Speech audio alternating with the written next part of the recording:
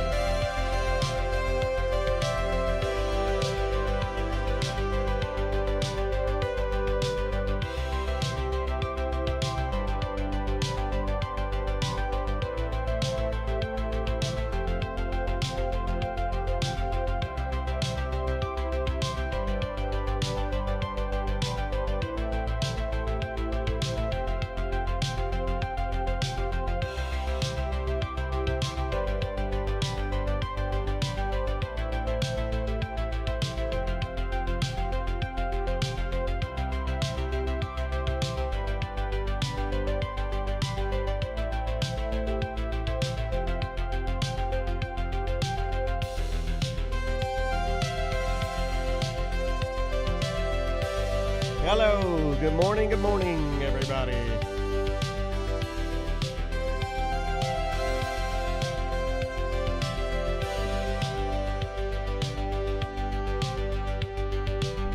Good morning. Hello, Twitch. Hello, YouTube. What's going on, everybody? Good to see you.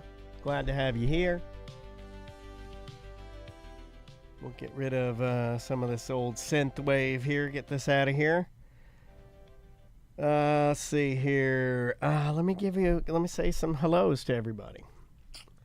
Who was in here first? SJ in here first. Riki, Kendall Hill, Duncan Thaw, Neo Del Rio, Keyed Up BDM, Kendall Hill, EJ is in there. Koopa, what up, buddy?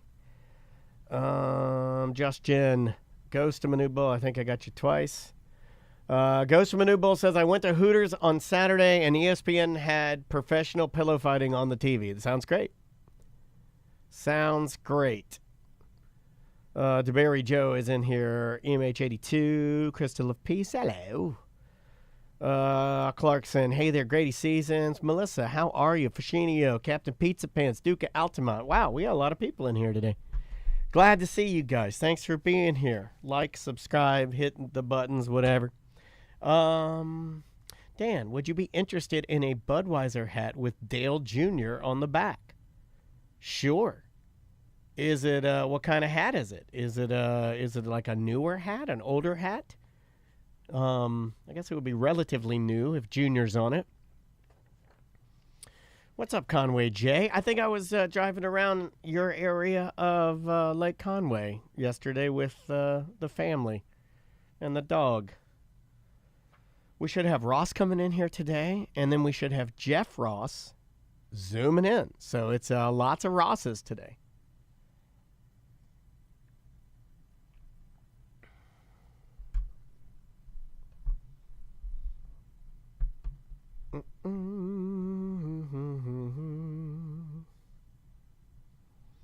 Yeah, I hope you guys had a good holiday weekend as well. What was everybody... Anybody do any like grilling, or did you guys have any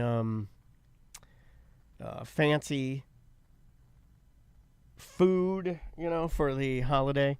No, Jay, we were just driving. We just usually go get a coffee, and then we'll put the dog in the car and just drive him around so he can hang his head out the window a little bit. Point Sienna trees are really blooming where I'm at. Lots of orange. That's nice. And took a burger break. Where'd you get a hamburger? Who are you playing with, Ghost? How many people you got in your Dungeons and Dragons deal going?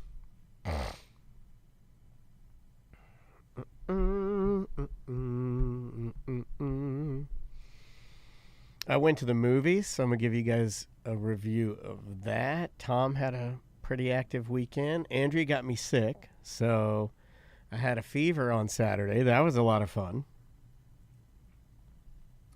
But it was one of those things, and tell me if you do this with your significant other, where your significant other gets sick and then goes to the doctor, and then she'd gotten some medication, and then she was feeling better, so then she just transitions the medication to you and just says, here, you finish this out. Now, I'm fine today, but having a fever on a Saturday, not fun. That's not fun at all.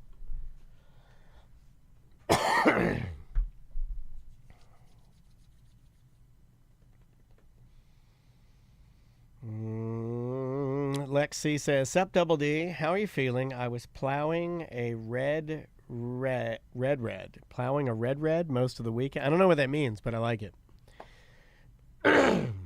Do you know what plowing a red means?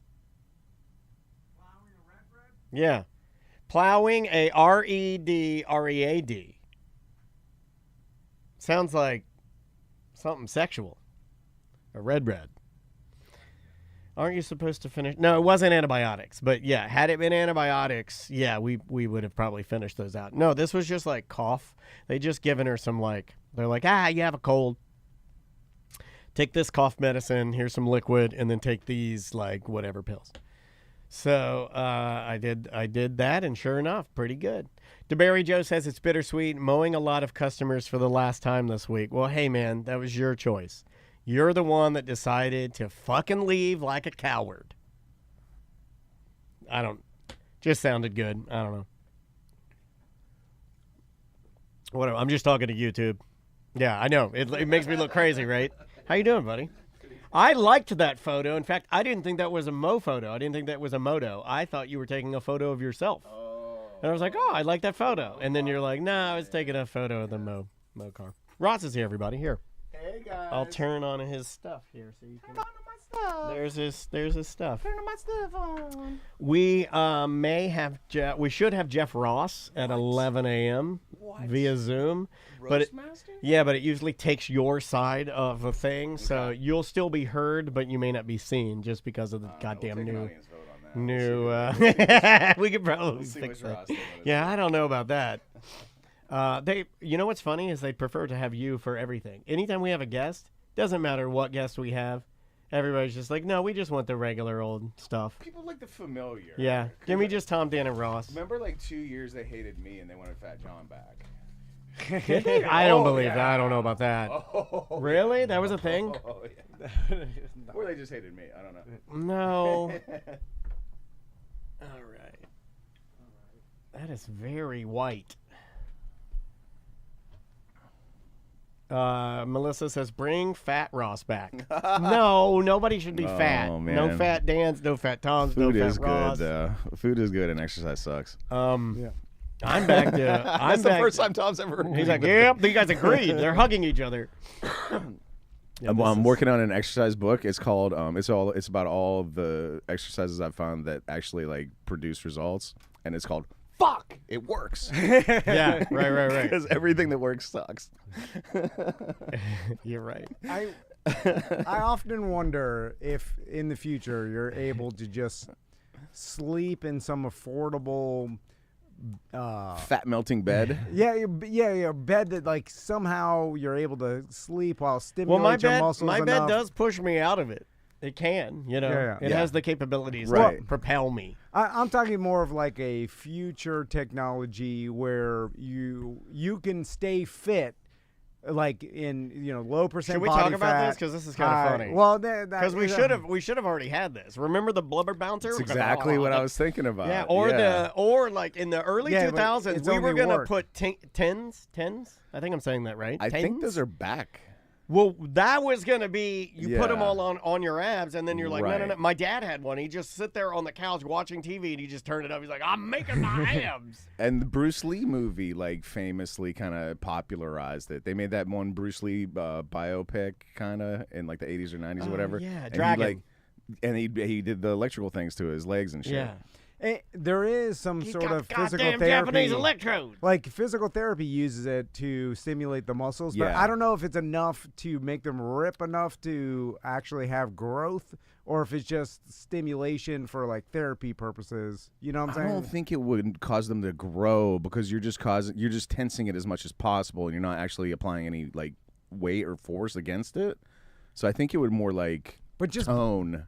Yeah, I guess, but just like body weight exercises. It's true. Yeah, would work. It's true. Isometrics are real good. Yeah. And then as long as you have low body fat, then you'd have a good physique. What I'm saying is that if it was, sleep in a pod every night and then you're fit. The exercise pod. And then, but would it have the same Don't get it mixed up with your suicide pod. Because that's a real thing. They got that shit. Like, The funniest part would about you the be- suicide pod, we should talk about this. The funniest part about the suicide pod is they have to plug it in, and they always do it in a forest. I'm like, well, then what do you got, a generator? Like, no, it should be inside. Like, how long is the cord to that fucking thing? Yeah. Okay. Do you want to start? Yes. All right, here we go. Okay, so we'll do a 15-minute ACT 4. Okay. Then we'll take a slight break just so when Jeff Ross calls in, then we'll interview Jeff Ross. Then come back and do. Because I think we only have ACT between 2. 12 and whatever, right? When you get the Zoom ones, it's like, hey, you've got him for. Oh, I thought you said 25. He said what he said on the. Oh, did it say we have him for 25 on the thing?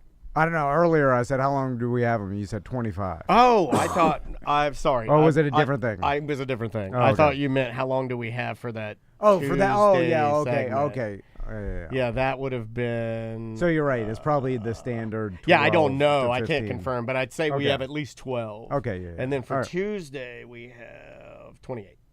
Yeah. Okay. So we'll do Sorry, 15. man. All right, here we go. In 3, 2. Welcome back to A Corporate Time. Ross is here. How you doing, Hey Ross? guys. So, Ross, where are you going to be at coming up here? Oh gosh. You know what? This airs this week on Real Radio, so I will promote the fact that I will be at Framework Coffee on Saturday for a What Do You Want From Us Live. Hey. All right. Awesome. We got Shaw Smith, we got Madison Backitch, and we got another comedian whose name escapes me at the moment. There you go. Oh no, it's Eric Feeling from the Offensive Line podcast. It's Eric Feeling, so it's All going right. to be a real good show. I can't believe you pulled that out. That was amazing. Well done. Well done. I love a good save. So we have a bunch of things that me and Daniel were kicking around this morning. Tons of just little things that happen over the weekend. And Yeah, it's a lot of like trash and soccer balls. You guys should pick up in here. Yeah, I we don't- really should. The place has kind of gone to hell since we have no female influence whatsoever in this room. Oh, by the way, Maisie would like to ask you, and now's a good enough time because we're talking about a dirty studio. She wants to ask you if Thursday can be your first day, and she wants to show up promptly at 1 p.m. Yeah. 1 p.m. She's gonna scoot her scooter down here and start. She wants to do 1 to 3 is her work day. She said. What's her title? absolutely. We don't know yet. Okay. We're just gonna get some preliminary organization and cleaning. Awesome. Yeah, Dude. and she said, "Are you still paying her $40 an hour?" So I'll pay her whatever Okay. because this is what I do know. Maisie is like the those athletes in high school that play a little basketball, a little bit of football, but Charlie Ward. They have all the the genetics that you need to, and so as an NFL coach, you're just like, well, let's get him on the team. I'll teach him how to be a tight end. Yeah. He's got he's 6'4". Who knows what she could do? Yeah, he's Right. 260, pure muscle. Yeah. Like he's got good hands. Like that's all you need, and I can fast make him. twitch. I can make him what I want. So she's a hard worker. She's a grinder. She So is. as soon as she gets in here, I'm gonna immediately teach her social media. That's what we really need to I do. mean, if you do want her to do that, she will do it. I Yeah, mean, like she's taking this a little more serious than Like it's funny. Tommy Max Everwood? No. No. They've never asked to work for me, Ross, one time. I don't bring up a lot of these things because they're not funny. And even Andrea asked me this morning, do you want to know what they did yesterday, Andrea and Maisie? I wasn't even planning on talking about this, but it fits in perfectly. They alphabetized something. No, Maisie, you're not off. Maisie has a friend, shout out to Pearl, who, and her friend Pearl said, hey, I do my own laundry. And then May's like, oh, well, she does her own laundry. And I think it's because she has certain outfits that she wants to wear. Yeah. And if they're not clean, well, then how do you get them clean? Well, somebody's going to teach me how to do laundry. So she begged Andrea to teach her how to do laundry yesterday. And that's how they celebrated our good men and women that have fought hard for this country and possibly given their lives. That's what they fought for. Yeah, they fought for the freedom for my wife to teach my daughter how to do laundry. That's specifically what my papa fought for. He's saluting harder than he's ever saluted. Yeah. Funny, at the same age, I remember my friend Ricky, we went off in the woods, and he taught me how to smoke. He stole one of his dead cigarettes. Now, your daughter, their friends, they're like, you should learn how to do laundry. It's not funny, and it's not what I want to do, because I'm sitting in the garage with Dansby, and we're having beers, listening to music and just screw it around. But she wanted to learn how to do laundry. Yeah. It's funny, because I was talking to my mom about this yesterday, because I took her on the boat for her birthday. Nice. It's her birthday tomorrow, actually. Happy birthday, Mama Van. And so she was like, and she listens to this, so she'll laugh. But she's like, I never really taught you how to do anything. I just delivered a egg sandwich to you every. I wake up, it's next to my bed. I just eat it on the floor. Yeah. And that's what you do for your boys. Oh, yeah. The tradition continues. And then I never taught you how to do laundry or clean or how to grocery shop or use a credit card. That's what for the top of the piano's for. And then you just left. But she's like, you learned how to do it, right? And I'm like,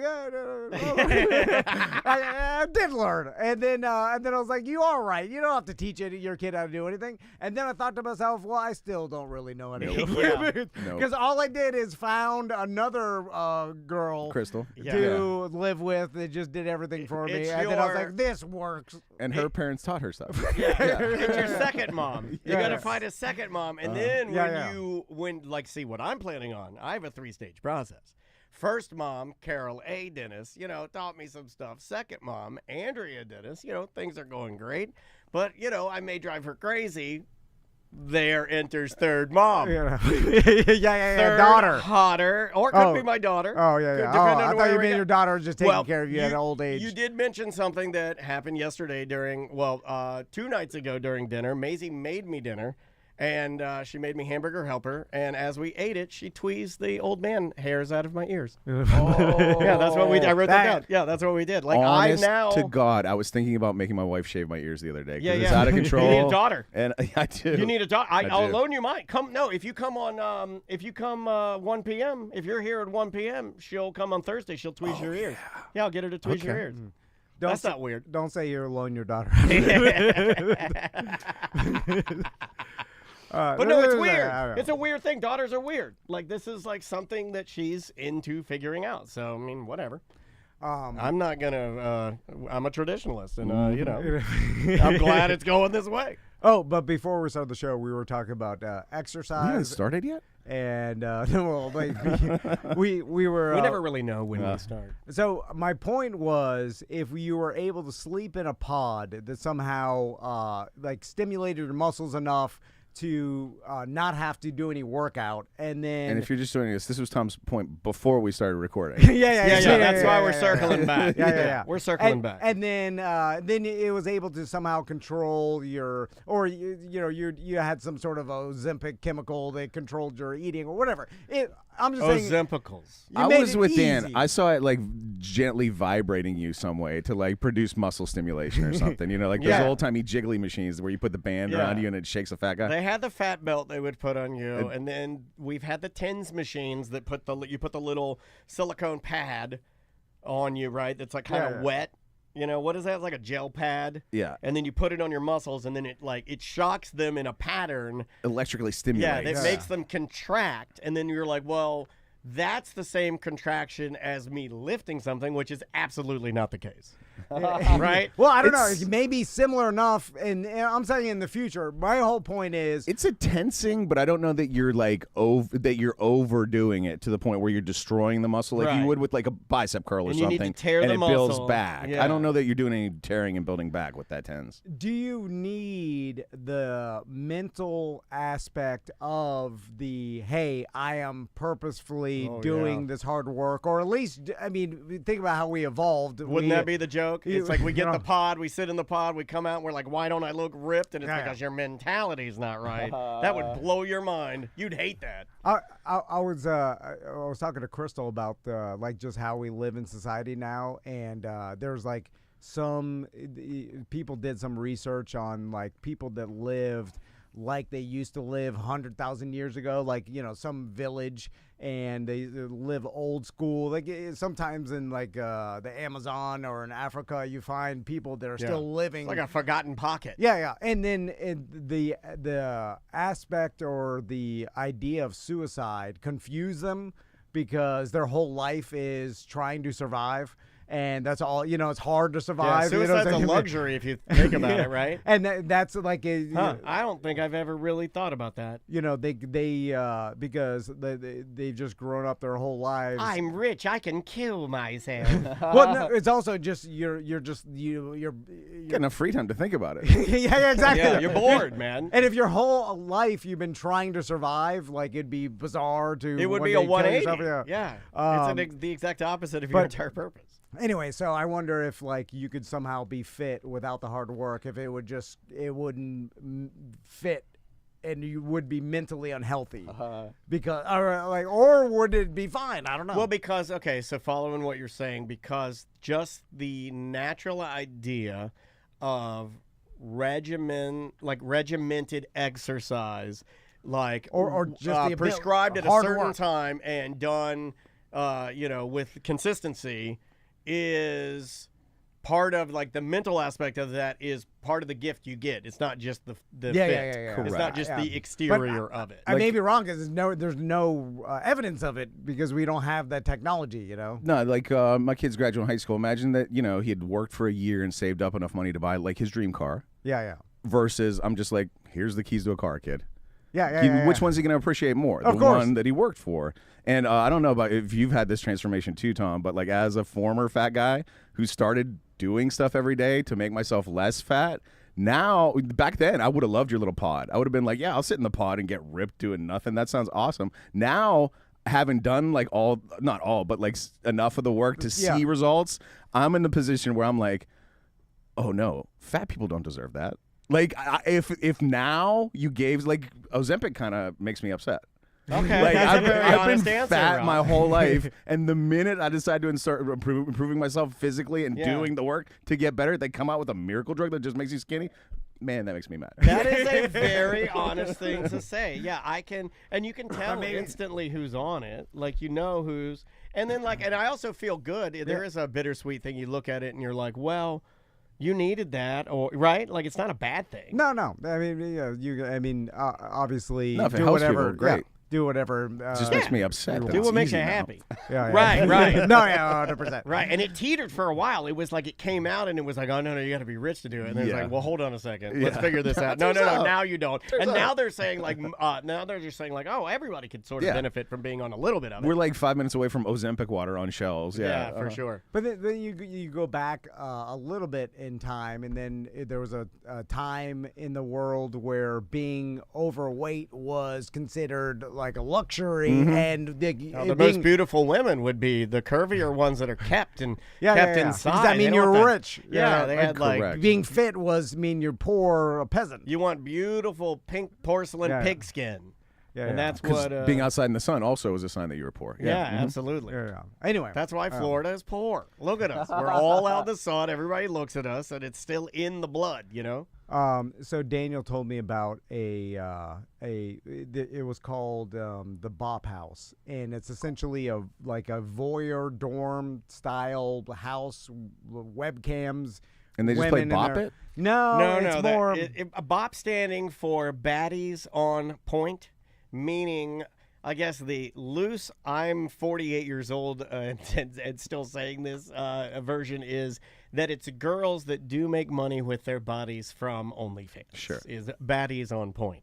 And so it's essentially webcam girls that they all live in the house together. Yeah. You watch the house, then you can probably interact with them personally, and they, go into some private room. They all put on half shirts and Yeah. try to do cartwheels all day. Yeah. And from what I've been reading, everything that they do on normal social media is very PG. A little midriff, bouncing around here, there. Yeah, that's how you get the broad audience, and then you suck them into the membership. But the membership is full on. Yeah. It might as well be any other. You might as well at that point be a pornographic actress. That's the business model behind it. No shame, just saying. You got to get them engaged first, your audience as a broad audience, and then pull them in. It's the same. We do the same business model. We put out content, and then we hope to get BDMs, right? And then you get people to subscribe.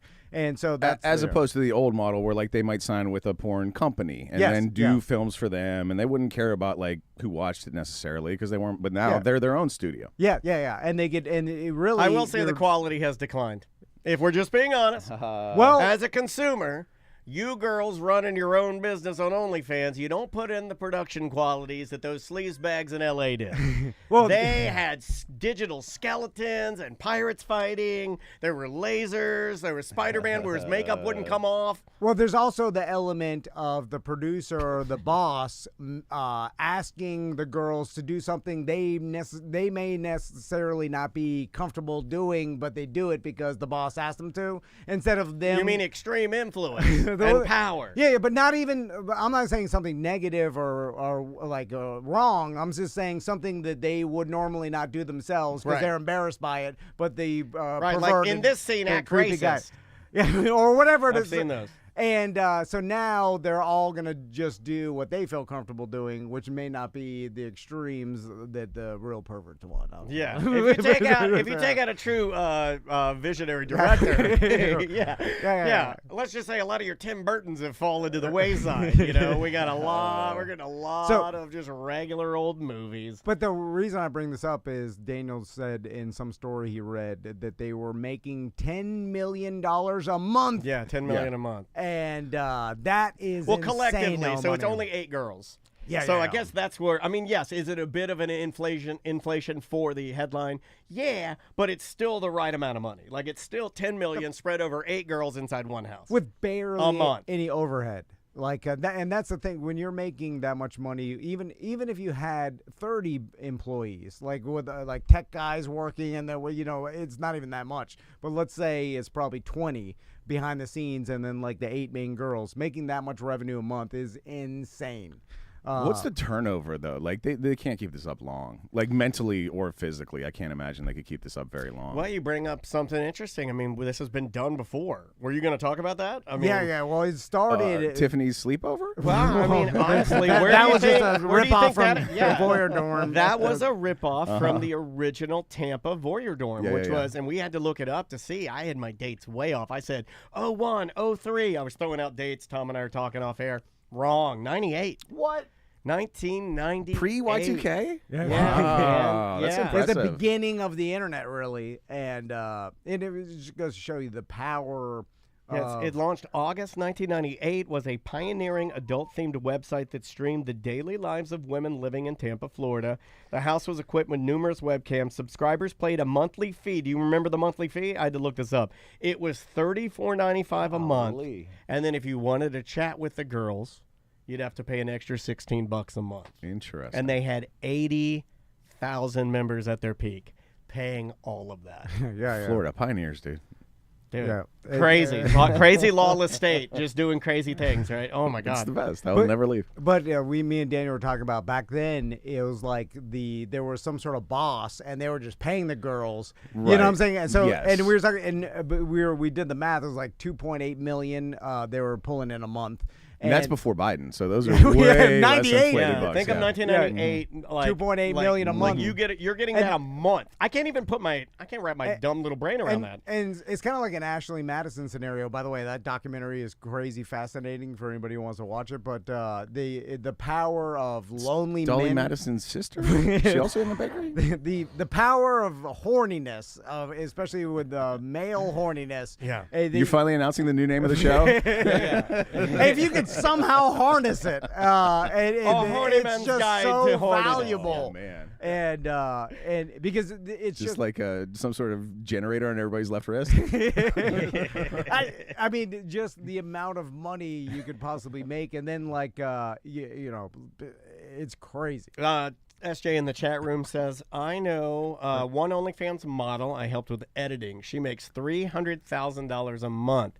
She was paying him $1,000 a video. Just here, help out. Here's a grand. But again, though, people hear this and you're like, oh, I want to start OnlyFans. Yeah, OnlyFans. Yeah. That's a different website. But it's like you have to have a following first, and then you have to filter those people down. You can't just start it from zero. Or be willing to do something that would truly set you apart. If you are starting from zero, you better be, here's what I'll say. You better be known as Rhonda, the 2-liter lady. Yeah. You know what I mean? Something unique. Yeah, you better be Rhonda, the 2-liter lady. Do you know what? I disagree, because all of those girls, just all they do is all the same stuff. Like, you don't want to differentiate yourself in any way. You just want to do the same dumb meme video thing that everybody's doing and be hot and be wearing a half shirt. And that's it. Like, none of them do anything original or like produce anything.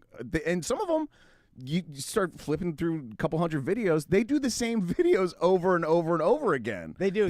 They'll just repeat themselves even. It's ridiculous. But what I'm saying is you need a following to be able to get those people to pay the monthly subscription, and only a portion of that huge following is like, you know, you can't start from nothing. Well, really. then the people that you do see do it correctly are the ones that will start from scratch, right?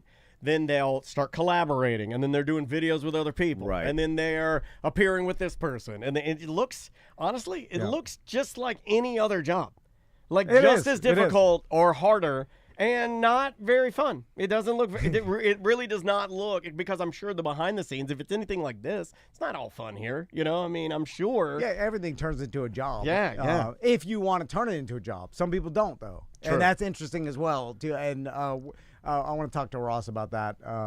In another segment. Everything is relative, because there's plenty of guys like in a truck right now with no air conditioning, and their buddy that they work with smokes cigarettes all day and they hate it, and there's not a pinball machine or snacks or anything. True. So everything's relative. Oh yeah, very blessed. Very blessed. 100%. Very blessed. Infinitely relative, almost. Yeah. We'll gladly kiss your sock All right. feet. Yeah, I'm very happy. Okay, we will see you tomorrow.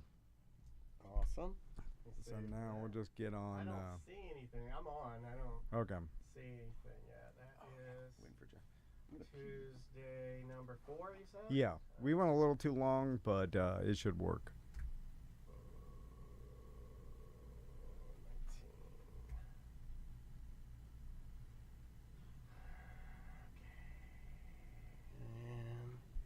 Let me go back to Zoom to make sure we're good.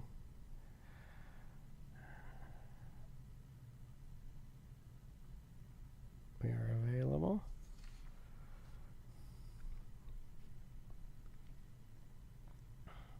It is on July 25th, right? Yeah. At Hard Rock Live Orlando, 8 p.m. Thanks for hanging out with us, guys.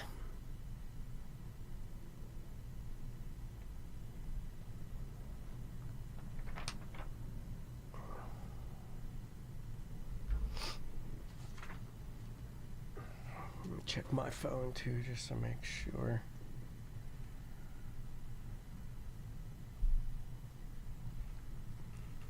Some more water.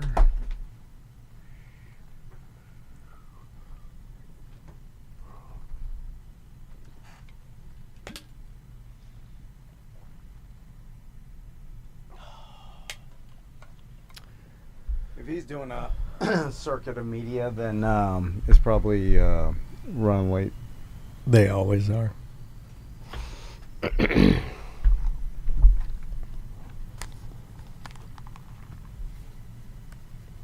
Oh, thank you, Robert. That's very kind of you.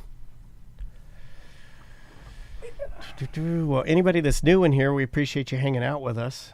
If you're new around here to our live stream, but you probably aren't. I was telling Daniel, I was like, it's very hard. I got him. Okay. Write that down. It's from his phone, I believe.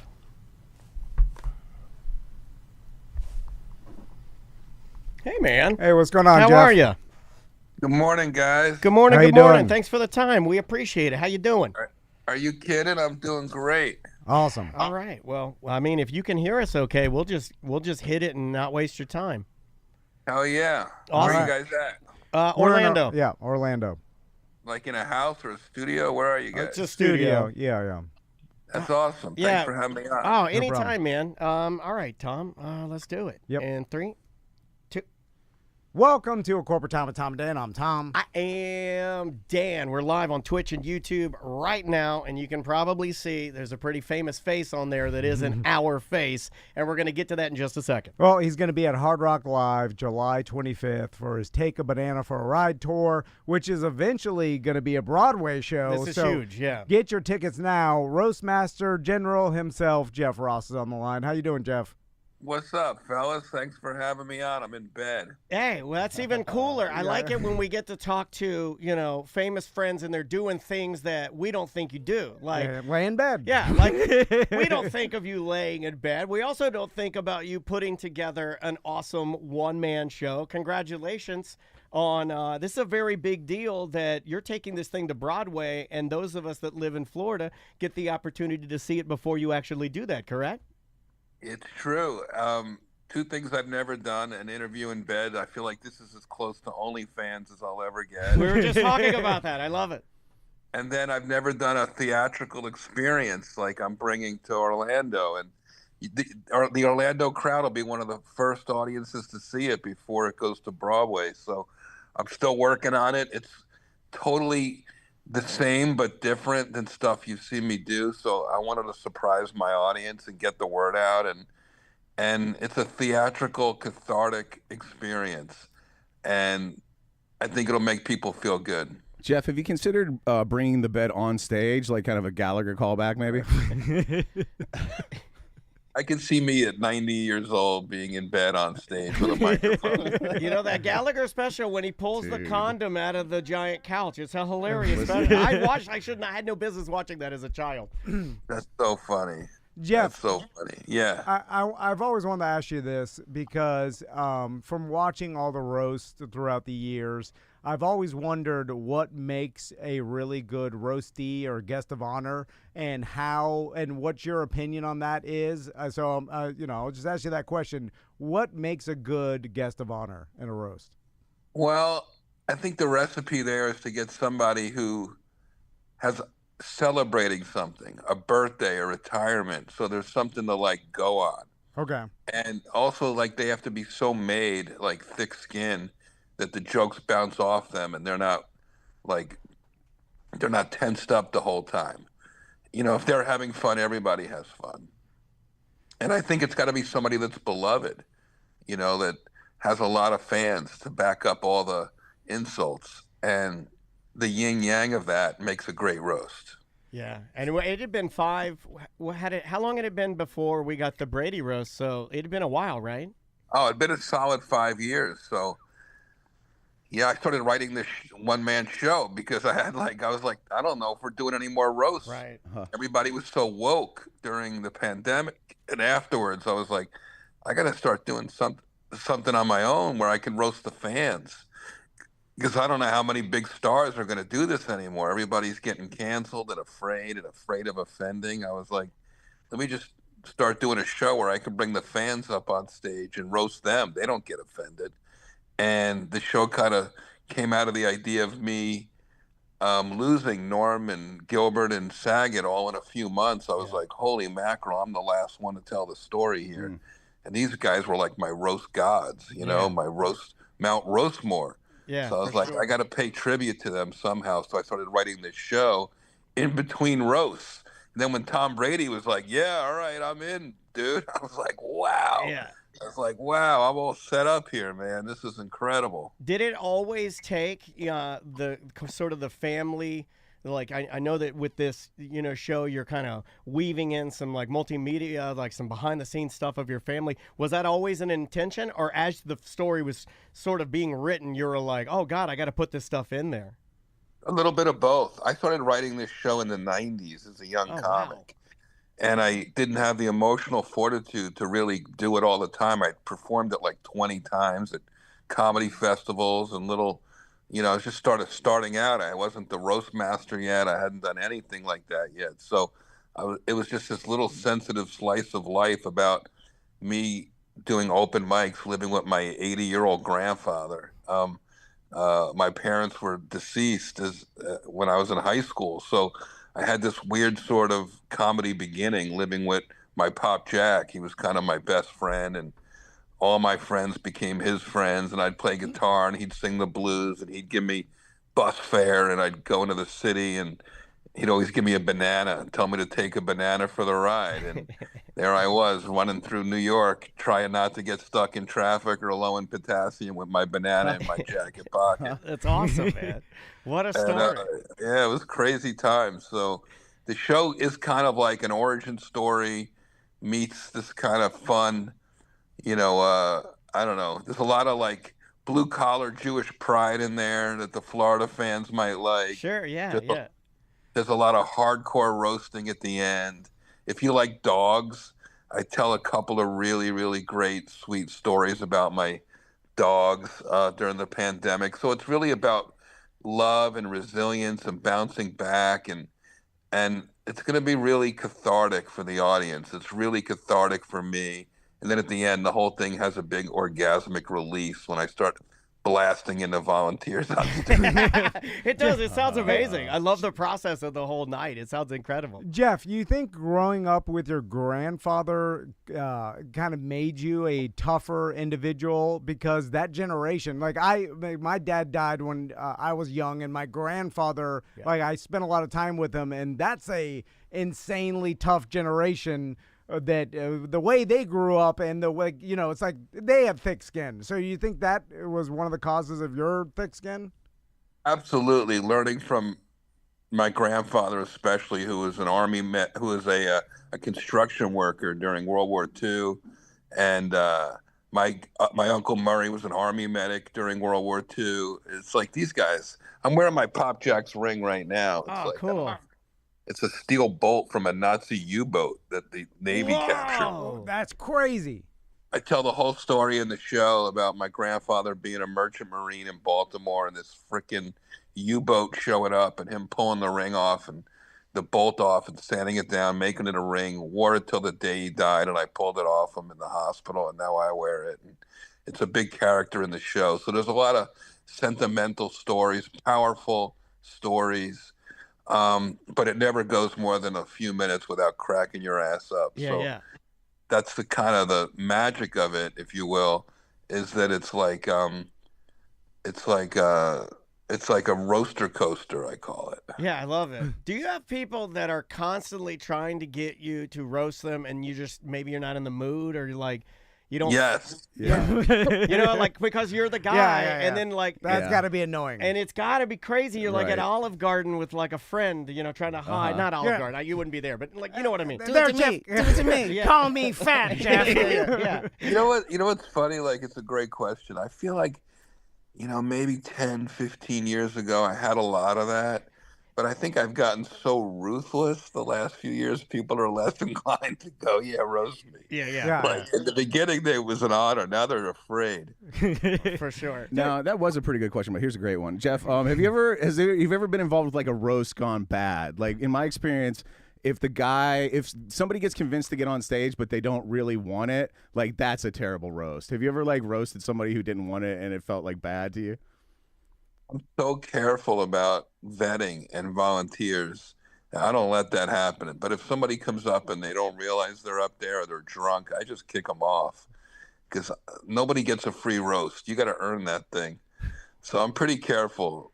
That having been said, I guess there's been a few lunatics of, mostly women who will just slap me. But just because they're up there for the attention in a casino, which is kind of fun. The only one that I've seen that was making me uncomfortable recently was, I think you, and it was like, and Donnell was on it. And it was, Oh, yeah. that one was, I don't know if you can talk about that, but that one was wild because Donnell wasn't taking it well. He was not having a good night.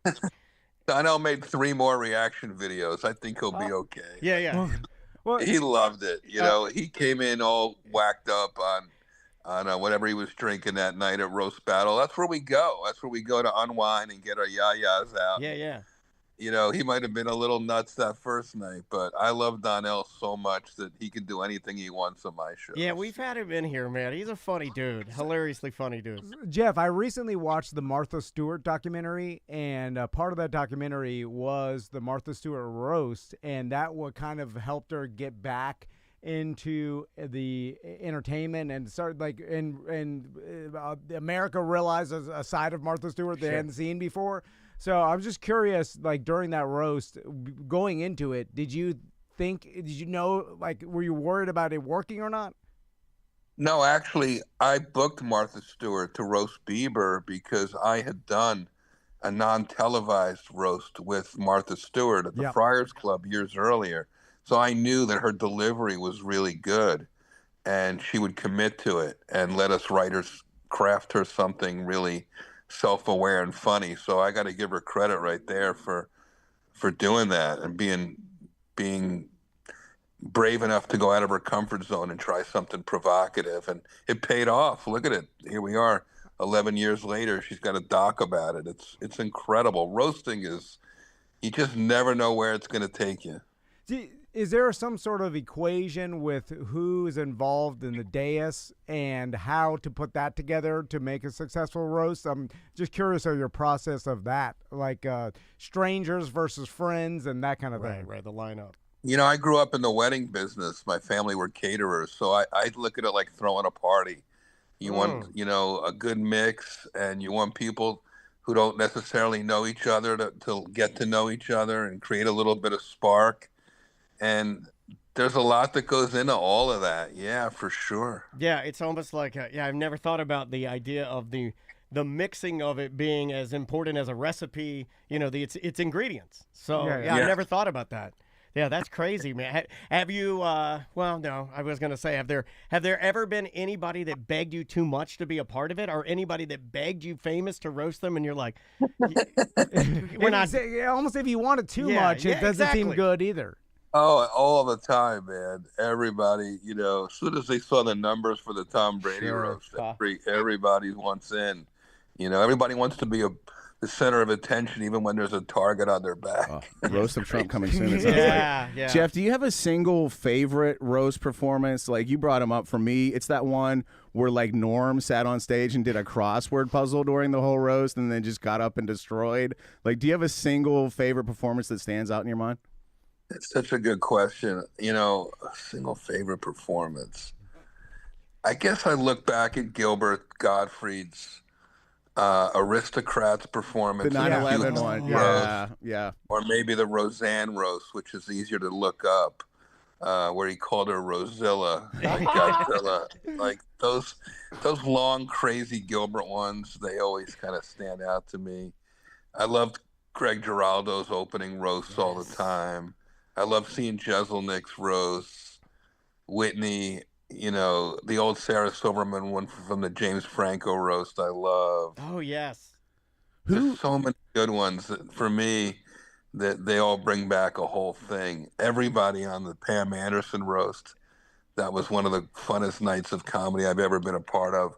I don't think anyone killed as hard at their roast as Joan Rivers, and during her rebuttal was so funny. So.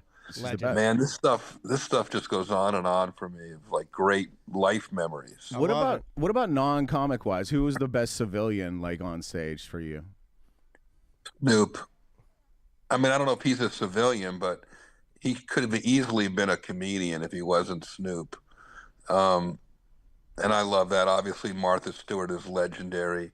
I thought Edward Norton was great at the Bruce Willis roast. Okay. Yeah, he was. Yeah. I forgot about the Bruce Willis roast. Yeah, so did he. Yeah. sadly. That's why you're the best, That's Jeff. it. That's it. And you can see that. I love Bruce, my Jersey homie. Um, But I don't know what kind of people are going to come see me in Orlando. What kind of roast fans you got down there? our listeners, they Crazy. yeah. They'll love you. They're wild. You know, our listeners like busting balls. Like we do that a lot on the show, and that was my last question for you, Jeff. Like there does seem to be two types of people, like where they take busting balls as a love language, and then or you take it as an insult or you're offended by it. Like, and so like I've always taken it as a love language. I do that to my friends. It seems like busting your friend's balls is like my version of a hug. You know what I'm saying? Like, so, and it's like, so if you don't have that, I guess, then you're a horrible guest of honor, or you're not, you'll never be involved in a roast, right? Well, you got to have thick skin. You got to be up for it. East Coast people, Florida people, they've been through so much crap. Like, I feel like they need this. Like, you got to try to penetrate, like, all the craziness of the world. And I think it's like, I think if you laugh a little, it sounds corny, but it really is like healing, laughing at yourself, letting stuff go, letting stuff fall away. And I do feel like people are walking out of my shows with a smile that they may not have on a regular day. And that means the most to me. It sounds corny, but it's really how I feel. No, we need that now, man. Hey, Jeff, thank you so much for the time, man. We appreciate it. We'll see you on July 25th at the Hard Rock Live. Yep. And I haven't been there yet. I'm psyched to check it out. It's good, oh man. yeah, it's a good room. Great venue, man. You got a good one. And hey, one of the best green rooms in Florida. 100%. And we hope we get a chance to have you in studio sometime or do this again. Thanks again for the time. I love it. I appreciate you guys and all your great questions and getting the word out. Take care, man. Thanks, Jeff. All right. See you soon. Bye-bye. Well, actually, only Ross and I ask great questions. Only two of us ask great questions. Hold on a second. Hold on a second. I just want to make sure two of us. There's two people on this show that ask great questions. Now, one of them normally doesn't ask a great question. I just want to point this out. Ladies and gentlemen, let's give it up. If he normally doesn't ask great questions, let's give it up for me.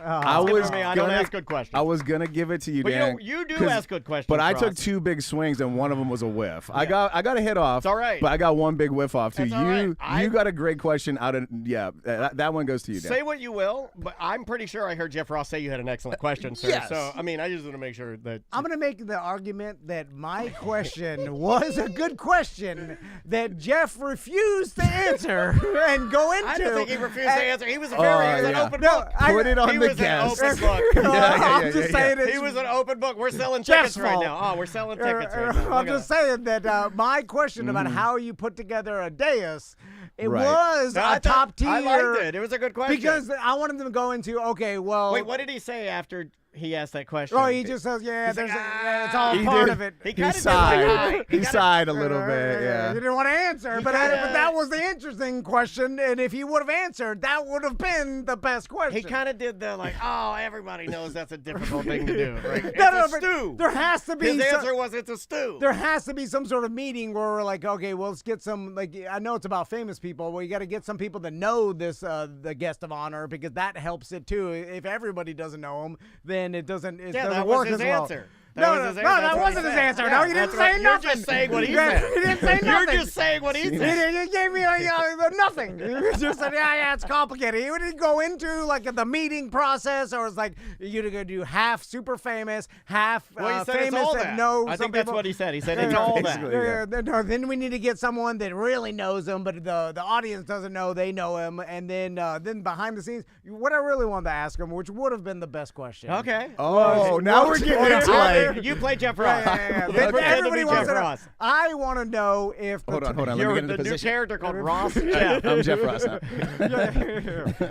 Look at the camera. I don't know if you can see it. It's also. I wanted to talk about that. Let's talk about that. It's also hard to even understand what good questions are when you're laying in bed. He looked like Ziggy. He looked like a nerd. You know the nerds? Sit at the edge of your bed. You know nerds? The candy nerds? He looked like a flesh-colored nerd because all you could see was his nose and his head. I don't don't think I'll ever be as famous enough to like just do an interview. phone it in. Hotel bedroom. Just while you're laying, like you didn't even like sit up on the bed and like. You used to do that on other local podcasts you'd be on. No, I give it 100% every single time if I show up. And that was a fancy ass bed he was in. That headboard, that was fancy. Yeah, it wasn't very fancy. Then he got up, and I thought we were going to see something around his apartment, but then he angled it down real fast. I think he was doing drugs. This would have been the best question, which I already know the answer to. Okay. Which by the way, he wouldn't not have given us Should the we answer. give you should me and Ross give you our medals now? So, all right. Because it's such a good question. So here's the best. You call him back. I think he deserves to hear this. I do have his iPhone number. Yeah, call him He back. called me from his regular, like you would think the celebrities would. Let's interrupt Chip and Chet in Montreal. Or I'm on the toilet. He's taking a big dump. This would have been the best question, which I already know the answer to, which is the best. Which gives you the answer. most. Doesn't that give you the most satisfaction? Is when you ask a great question that you know the answer to, and he tells you the answer you already know. But I love this guy. He knows he'd win the gold medal at the 40 meters already, and not having even run it. It's amazing. But I knew that he wouldn't give this ansor. He wouldn't tell the truth. So therefore, I didn't even ask about the best question. You didn't ask the best question. Jeff's fault. Because you knew he wouldn't answer it. Okay. I actually no. Here's I'll tell you what. Here's where you're gonna get angry at me, Ross. When he says things like that, it kind of makes sense. It kind of charms me back in, and I'm like, I love this guy. Yeah, That's such a dumb thing to say, but I love it. I love it. During the Tom Brady roast, and we talked about this, Jeff Ross makes a joke about Robert Kraft, right? The old massage. Oh yeah. And then Brady made a face. And then Brady came up to him and he's like, hey, knock that S off. Knock that S off. Right. And then it seemed serious, and everybody's like, "Ooh, like a real something happened there." Right. Yeah. And then my question was that planned? Right. And it seemed like pre-production. Because I'm sure Brady had a meeting with everybody, right? And then Brady's like, "Hey, when do you want me to be mad?" There's one thing that I'd rather that not everybody on the dais starts making jokes about, because for sure everybody's gonna work into a Robert Kraft Asian handy joke. You know what I'm saying? Like at the massage parlor. It's right there. And it's a big news. Who and everybody is Asian Andy? Asian handy. I said handy. It's hard for me It's to. a new character I'm doing. Where do you say? I can't do his voice on the show, but off the show I can do a new character I'm doing called Asian Andy. What if he speaks perfect British English? Hello, it's me, Asian Andy. I'm just happy to look Asian on him. And I imagine they sat there and then they're, Tom Brady's a smart guy, and then Jeff Ross is and then they all sat there and they're like, all right, almost dropped the trophy in Tampa Bay. How do we? We need some tension here. Well, what if we have Asian Andy come out? Hello, y'all. Because the audience is going to be waiting for the Kraft massage jokes, right? Yes. So we need to bring it up and then quickly we need to dispel it. We need to go hard, get one out, and then chop the hammer down. and then make everybody else afraid to do them. Yeah. Or even like the dais knows they're professional. They're all getting paid, especially and they already know. Brady got paid $25 million for being involved with that. I didn't know that. Dude, that's what Tom Brady got. I did not know that. Did we talk about that? Yeah, I think it got released after. But $25 million is a pretty. I feel a lot better for a lot of the mean things they said then. Yeah. Netflix just throws money away though. They're not good at business. But I'm sure they paid Kevin Hart and everybody else there too. Everybody got paid, so they all knew. But I imagine there was a meeting and Jeff Ross is like, "All right, this is how I'll do it." And he's in bed during this meeting too. He's like, I'll bring it up. I'll make the joke because I'm the roast master, and then it'll seem like I went too far. And then you say, cut he that is going off. too far. He's setting the precedent that they aren't afraid to do it, but it's also controlled. Yes, yeah. And then Brady said, knock that S off. That was all planned. And then for the rest of the night, the audience was like, oh, he got really mad. And so the rest, it's like, that's all. It's like in wrestling when they would say, it's very similar, like WWE, back in the day when it was WWF, they'd be like, it's a bra and panties match, and you never know whose boobs will fall out. And you'd watch a little bit of the match, and then one ass would be a bare ass. They'd immediately show a bare ass and then cover it up.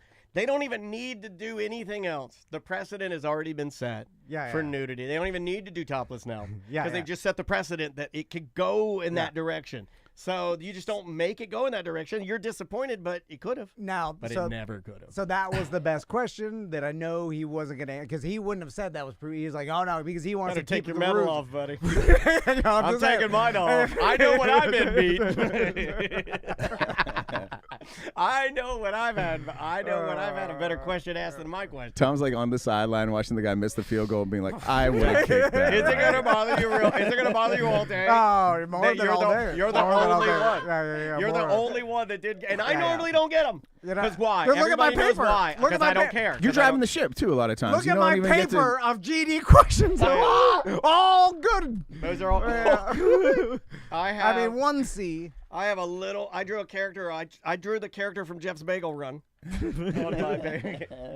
Oh God! All right, and, get out of here. let's take a break. When we come back, I want to talk about the Pee Wee Herman documentary. Have you seen that, Ross? No. Okay, it is That's really good. It's when you stick your finger through your zipper and just wiggle it. And it's the Pee Wee Herman documentary. I won't ruin anything, but I have a couple takes about it that I want to discuss because there was so much I didn't know about Pee Wee you Herman. came in pretty hyped about this. It was good. Yeah. I said it's on HBO, so made or me Max. sad that you didn't celebrate Paul Rubens while he was alive because the dude's legit badass actor. Yeah, no, I saw him in like Blow and stuff and Yeah, he's other great. movies, and I remember when that came out. But I never even really knew the history of Pee Wee Herman or so, But it was I such knew a some of it, not as much as you know now. But it was the documentary tells you, and like I said, I'm not going to ruin anything, but I just want to talk about Pee Wee Herman and he dies, and and also Spoiler: Cherry is dead. Oh. it is sad how little he made.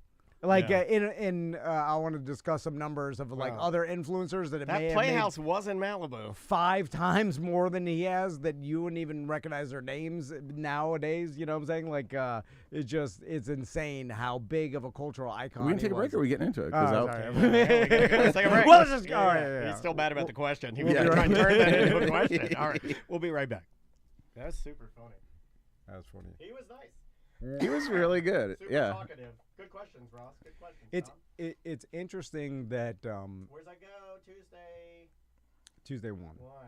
The I assumed it was still old school, like he was doing a press junket where they would just call Million calls, yeah. But now it's Zoom, and now it's like seems like way less controlled by the publicist, and it's just like, hey, Zoom this number, you know what I'm saying? Or maybe the publicist. Well, I heard his phone go off, and I thought that might have been it, but I don't know. We got more than I thought. And maybe he's just doing it for select dates, like Orlando right now, as opposed to like a book thing It's only where you're 8 going days. like all over the country. I mean, for those of you that did get to see that and do want tickets, I would get them now because it's only 8 or 6 cities, I think.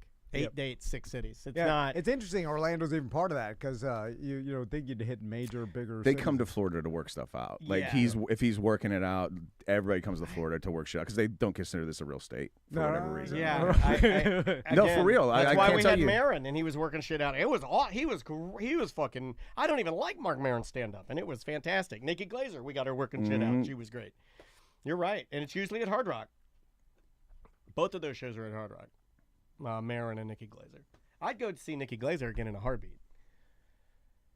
That was just She's coming back. Easy stand-up show. There's so many shows that I see because I just get all the advertisements for it on Facebook when I'm scrolling. I'm like, all the Nikki Glazer and like Segura's coming back and like Bert Kreischer and all these people. It's just like Kreischer's doing another mega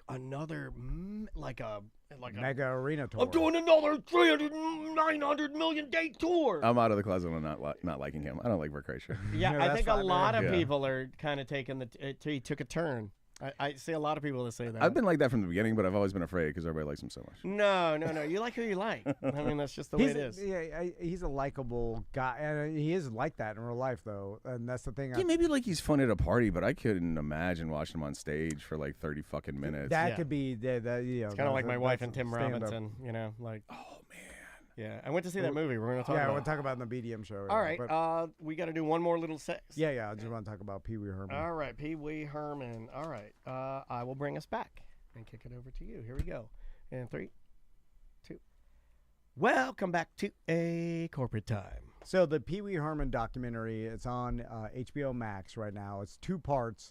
Like both an hour and a half, and it is phenomenal. Yeah, he used the term phenomenal. By the way, I'm going to give you an award for saying the name of the channel correctly. It is back to HBO Max.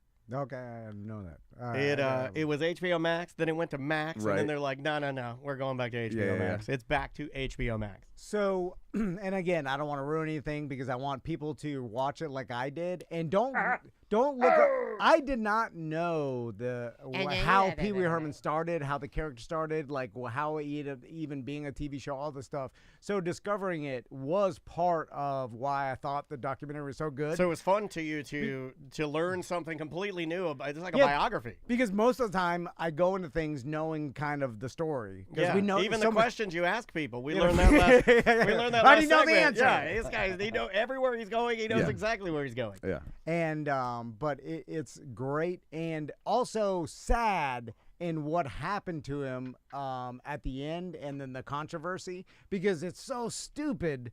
And I know we've joked about it before, but like it happened in Sarasota, an adult movie theater. Yeah. He And, choked Terry the pterodactyl to death. And it's insane that they were actually doing some sort of sting in an adult theater. And then also another aspect of this that didn't help is it was limited media at the time. This was obviously pre-internet. Yeah.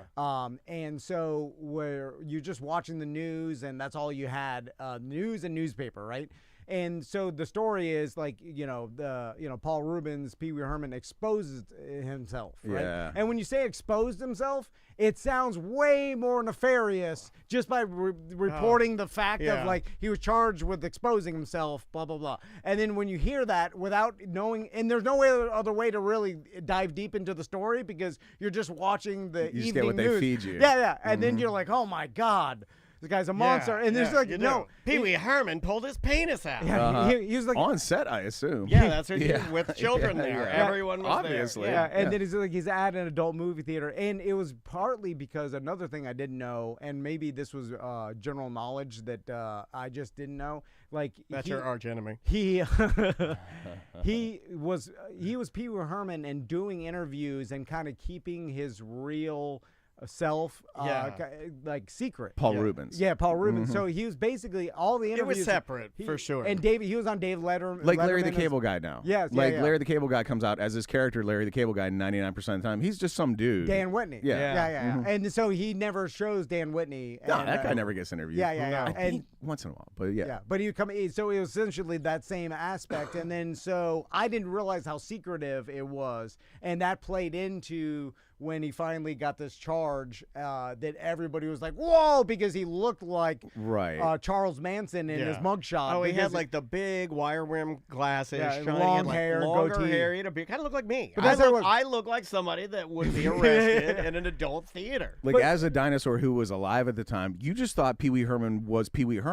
You had no idea. You thought that dude that showed up in Pee Wee's Playhouse was like who he was, and then he walked around in that suit all the time, and he talked like, You know what's like, funny? Yeah. We've talked Probably rode about the bike. we talked about the trope of dad prop jokes before on the show. What I mean is that back in the day, dads notoriously would carry around little bits of paper, or other dads would trade jokes with them. And I'll never forget, my dad had what he called the Pee Wee Herman popcorn bucket, which was a folded up popcorn bucket from like an AMC theater, and somebody had cut a hole out of the bottom of it. Oh, that's And he had it good. in his top drawer. And he was like, look, I got Pee Wee Herman's popcorn bucket. It That's became a good. joke.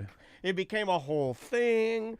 Everybody's laughing about it. But if he had that popcorn bucket, they wouldn't have caught him. yeah, exactly. But imagine that cop that was assigned to go into the adult movie theater Well, and you bust know what people you're doing. You know what that they're- are doing that. Yeah. It was ridiculous. It was like, It's like you go to a That's what bathhouse and happens to arrest me. people for taking showers. You know, it's like we know why they're there. and then It's a pornographic theater, for Christ's sake. But because of that one thing, it ruined his entire career until he came back, and we all know that part of it. We had to come back to terms with masturbation ourselves as a society, right? To be okay with like, oh, okay, And not a big deal anymore. In right? public as Yeah. well, yeah. Yeah, but you say in public, and it's like it's in an adult movie theater with not a public. couple other dudes that are doing it. Yeah. It's like- and it's they may like- be wanting Yeah. to meet each other Like, because I'll I think show it was you a gay public. movie. Public is I'll sit out here in the in the grass. That's public. Public to me is like less than 3 doors between me and the world.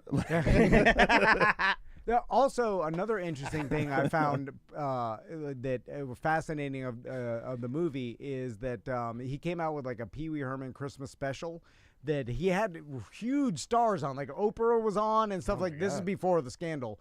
And this was after like Big Top Pee Wee or whatever. Like, I kind of remember. It was like a stage thing, right? Or the early ones were stage things, and then he yes, went to the TV show. Yeah, this was the part of the TV show, Okay. but it was like just this big special. Okay. And in the special, like there was, and he admits it in the thing. He's like, I would work in like gay culture, something like it.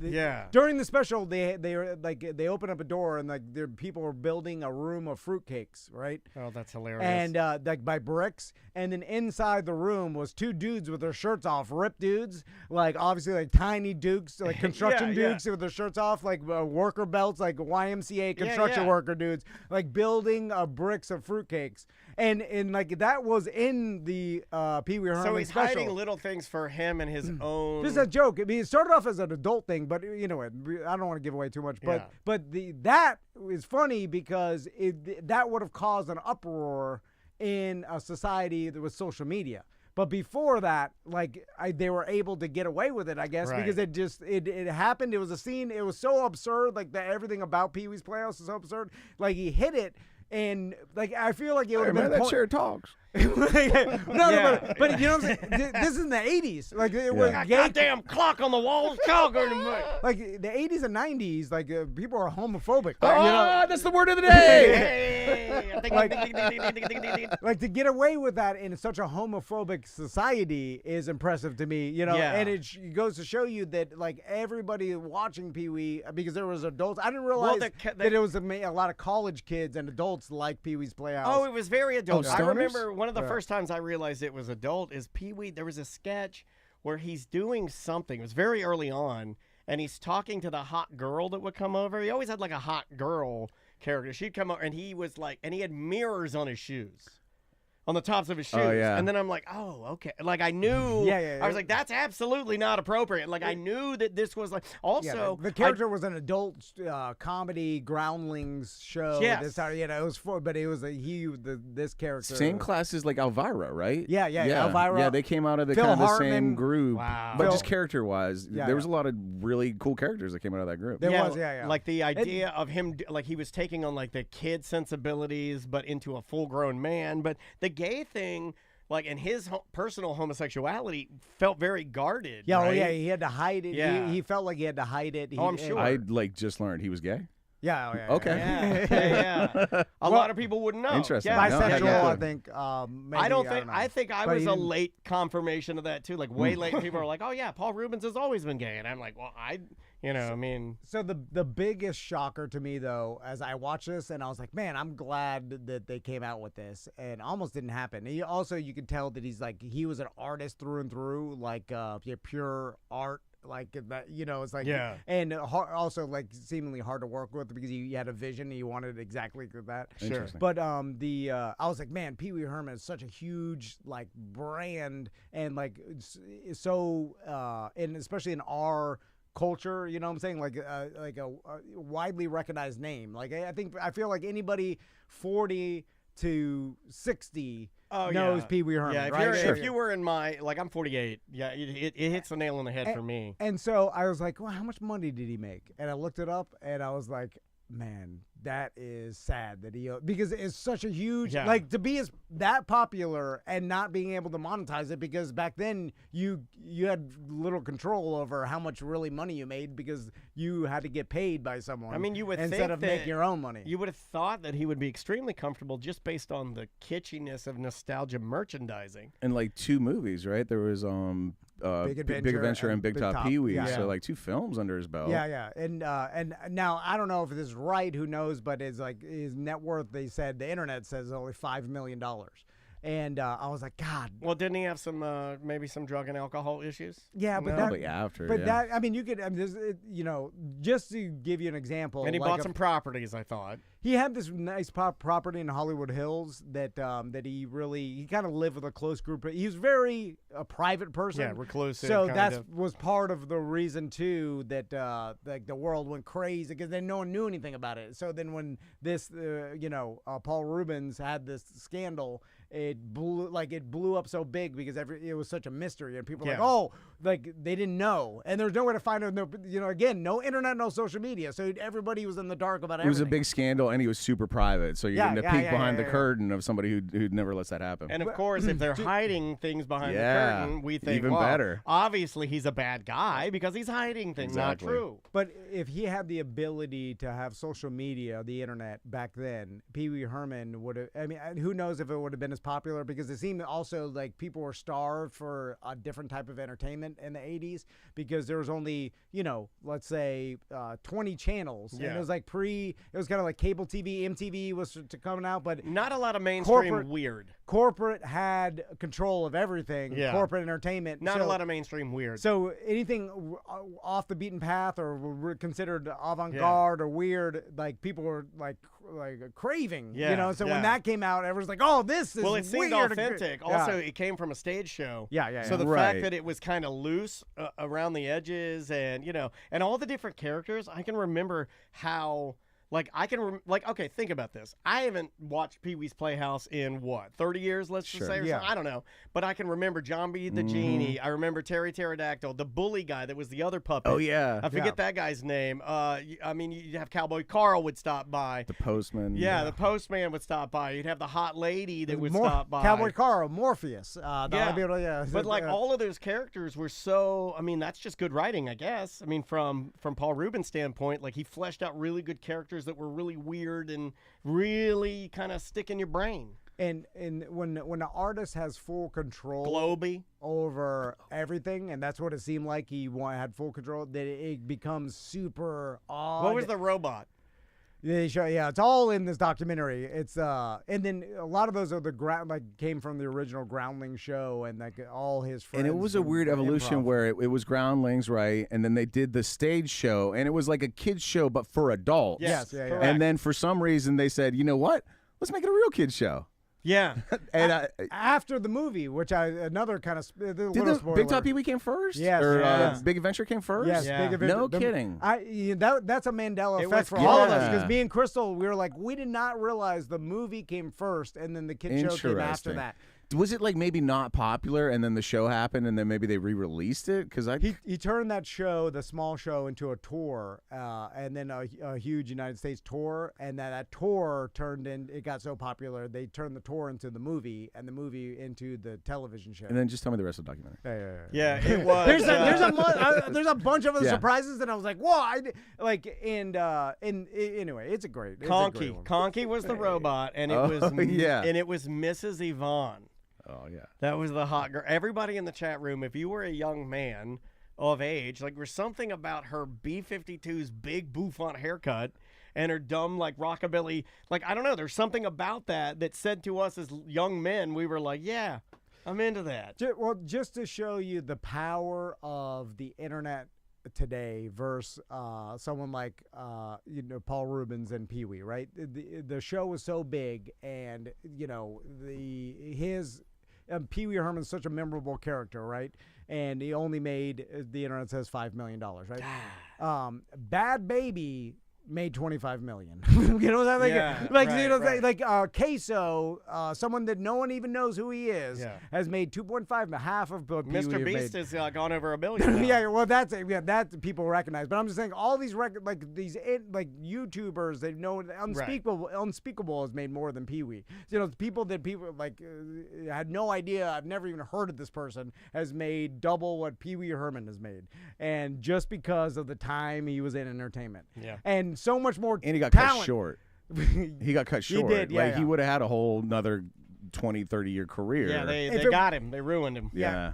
And then I often think, too, I was like, if that didn't happen, would it be as infamous?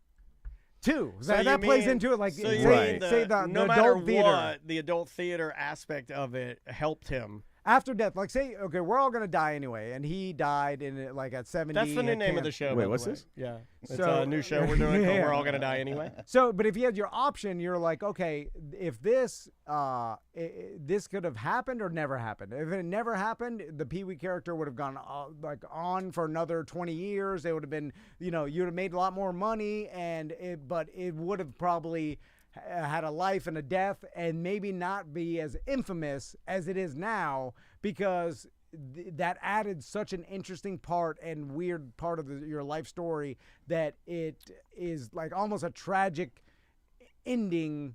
They made him part human. of it. It made him human, right? Yeah, Like yeah. He made him flaw. It was a great mistake that, I think we can, well, it wasn't really. I mean, he got... But would it have been as infamous if it didn't happen? And I was like, would you have chose that? Like, okay, one is you have a life without this, and it really did seem to affect him to a point where, like, obviously. Well, I think he was villainized, right? Like, he Yeah, went yeah. from just And being a he got normal worse. gay man doing what normal gay people do, because we all Perform. do it. Yeah. Yeah. And then... Or anybody in adult theater. Correct. Yeah, That's yeah, what yeah, an yeah. adult theater's for. I'm just trying to be careful. But yeah, and then we're like, oh, look at you, villain, and then probably got called a pedophile. Well, that's not the case. That came later because he collected like a bunch of erotic But art. you just connect the dots. Yeah, and then they tried to get him raided his house, and then he began. Do you remember that? When Pedophile. he had a whole huge collection. I remember this. It was always talked about in the news as being called like pop kitschy art. They Okay. always use the term kitschy. Mhm. It's where I learned the term. Okay. And for whatever reason, I guess some of it would have been considered like the portrayal of younger people or something. So they tried to roll it into it's like a. It was like 1960s gay art, and then like one of the images was like a young man that looked like almost. prepubescent or young. But yeah, they made him. It was kind of like part of the art was to make him look extra young. It was Right. kind of- I mean, essentially like having like if you had some sort of art of like barely legal or something, you know, Yeah. and then Like, there's let's some say girl you in took pigtails. Let's and say you it's took like- a radio intern and put her in a baby pin and made her wear a diaper. Let's just say somebody did that. and then so it's like anyway, and then and it also goes to show you that once it gets out on the media and there's like a headline, that it doesn't matter what the actual truth is. The reality. It's just that the headline Right. kills everything, Yeah. and then and no, it doesn't even matter. The world moves on, even if it like you get exonerated later, no one cares. No, they don't report that because that's not the story, and it's like sad. It's and like, we're talking "Oh, about the time God." we just got through gay cancer, Sure. people saying really hateful and horrible That was a- yeah, things way about, different time. about homosexual people and people, of LGBT. No one's running to their No, defense, no. as especially the media when there's limited media. It's just the Yeah. people. God, you forget that there was a time where it was like news anchors and newspapers, and and that's who gave you the news. you Or like could- that's how you found stuff out. It's like it's weird. Are you trying to make an argument that if that had happened recently, he would have been able to fight back easier? Well, the world Right? can find I out the mean- truth instantly. Correct. You could have a publicist kind of come out and you could hit it. You could try to hit it a little more head on. He didn't have the luxury of doing any of that. We just saw that mugshot, which was so damning, right? Yeah, the mugshot plus what he was doing, that's all we needed. And that's so unfortunate. Just going from we only knew him as Pee Wee to that mugshot, it was just such a coin flip. Yeah. Yeah, it didn't even matter. Yeah, and then so it was you a had- perfect storm. Yeah, and everybody's like, oh, look at that. And it's like, we don't even know what's happening here. But that's what I'm you saying. just got done doing that. But because of Yeah, that 3 doors behind them. perfect storm, then it's almost like now he's way more infamous than he ever would have been. And I wonder if that He definitely had I think he would probably say net negative overall, Yeah. but he definitely reached more people with that story Yeah, than yeah. Pee Wee did. But if I'm trying to guess to answer your question, well, I'll Yeah. go back to it. Pure artist, he would trade it all to have a nice, steady 40-year run. Pee Wee's still killing it without that blemish because it was always about the art, never about the money or the infamy or anything. And for that person, he got negated from work, and that's the worst possible outcome is being that he didn't get to shackled work and not able to work. Yeah, I think he'd rather because I think you're talking about the type of guy that even if he had never become famous, at 60, 70 years old, he'd still be, if he really loved that character, would still be performing it. Do you remember his first thing back? When he came back? Yeah. No, yeah. I don't. Did this come up in the Yeah, documentary? yeah, I think it was in Batman. He was the Yes. Penguin's dad. Was like his first big role back. Oh, his acting role. Yeah. Yes, I forgot about that. Buffy the Vampire Slayer was another one that. Yes, he was played the a- sidekick in yeah, the. he's a vampire. Yeah. Yeah. He was like Spike's sidekick or something. Interesting. He came Yeah. back as Pee Wee too after and like MTV Music Awards. He came out. He would and guest stuff a like- lot. Yeah, Yeah. And then so like even when he was older, and it's just Crystal has a Pee Wee Herman doll. Oh my god. Yeah, right next to her Satchmo doll. And she has a collection of strange man dolls. We had one when I was a kid, and when we moved Pennsylvania to Georgia, my mom insisted the movers stole it, and that it would be worth $1 million today. It is worth. They're worth a lot of money. How much money? On the weekends, I used to go and hunt for these with Drew Garabo. Drew Garabo's got a couple of them. We could have gone live on live with Drew. Drew's got a Pee couple. Wee Herman dolls? Oh, Drew's a massive Pee Wee Herman. The one he pulled the string Yep. that talks. That's what we had. I went Yeah. with him. We would smoke weed, get in his GTI, and drive all around Orlando looking for Pee Wee Herman dolls for a bunch of old perverts. Me and Drew, ask him. Anyway, text Drew Garabo about. He used to collect, and probably doesn't so much anymore, but he used to have. He had all the dolls. They worked and were really good condition. He had, and I've never seen it anywhere other than Drew Garabo. He had the play set in its entirety with all the what are they, 7-inch figurines? Yeah. He had the whole thing, and then we were only missing like one. I say we because listeners would try to help.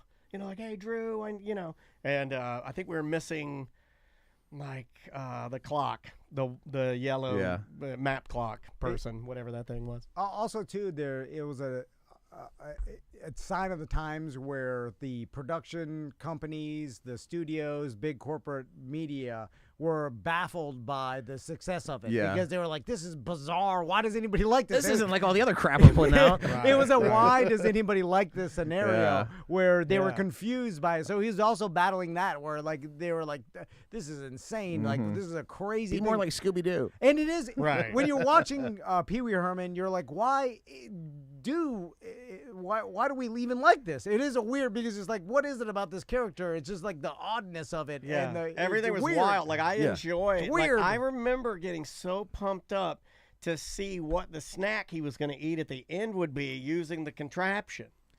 Because he'd have some sort of weird contraption that would help him make a snack or whatever. I legitimately it was like appointment setting TV for me. Me and my on a sister would Saturday lose morning. it for word of the day. When the word of the day, we would be screaming in the living room with everybody else.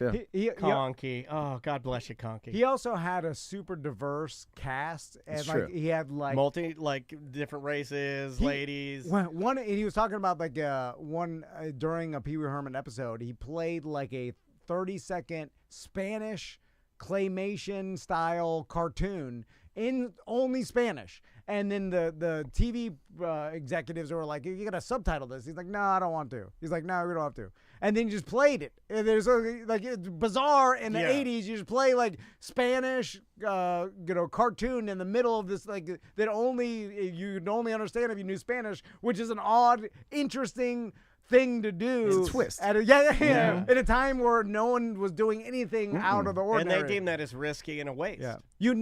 In fact, I would predict now if that came out now, it'd just be lost in the shuffle of nonsense. You know what I'm saying? Well, like, but it'd now- never stick out. Well, culturally, we're different, right? Like now, I You get think- everything. Well, there's a lot of nonsense going on right now, and then so I don't know, because it was our nonsense, and at that time there wasn't a lot on TV That's what I'm saying. There's none really. There's nothing. Today's version would be like if you did a Pee Wee version of like an influencer house. If you like that house where all the streamers are in, but like a little twist here and there, Yeah.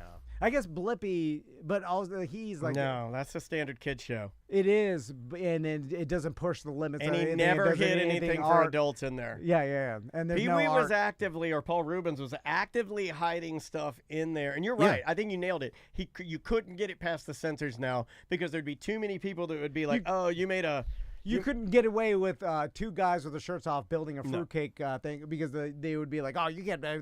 The Midwest grandmas will go crazy if you put this in there. See, I think they would have said no to it then too if they would have caught it. But he just built Yeah. such a house of goofiness. Yes, they were yeah, just yeah, like, yeah. it's just one more goofy piece of the puzzle, and Yes. they missed it. Yeah, you yeah, got to yeah. sneak it past these idiots. Yeah. Anyway, it's great, man. I suggest that if you are our age, you watch it. Yeah, because especially it's if you're a fascinating. fan of Fascinating. of Real Pee-wee happy Herman. ending. It's got a happy ending. Yeah. Okay. Well, interesting. I mean, everybody knows the ending. true. I mean, we can celebrate him now, though. That's happy. Listen, Titanic made a lot of money. It did. That Titanic sub documentary is coming out on Thursday. Crystal wants me to watch. Oh, God. The implosion is a whole. Have you seen the video of the lady? Yeah, the wife. And then she turns around. She goes, "What was that?" Oh, Yeah, yeah. no. And that's an interesting way they market these documentaries now. They just release that clip, and then everybody's like, "Oh, I've never seen this before." It almost made me not want to watch it. That rattled my bones, It's, dude. rough. Yeah, because but like anyway. that. Yeah. Anyway, there's like I think that kid. I know he's 19, but I still think about it. He's down there with his dad. Yeah, yeah. He's like, "Are we safe?" They happen fast, though. I Yeah, guess that's yeah. good. We will be right back. All right. All right. Now we just will do the BDM show, but I do have to run and grab something to eat because Yes, I'm gonna drink something real fast. because I don't have any protein bars here. That was 2, right? That was 2. That was 2, yeah, and we should have all now. ACB Yes, is we done. do. I just gotta change the name of a couple of them, but we got them all. Then we just gotta do an intro. All right, guys, I'm gonna turn this off. I'm gonna drink a protein shake, and then I'm gonna pee, and then we're gonna be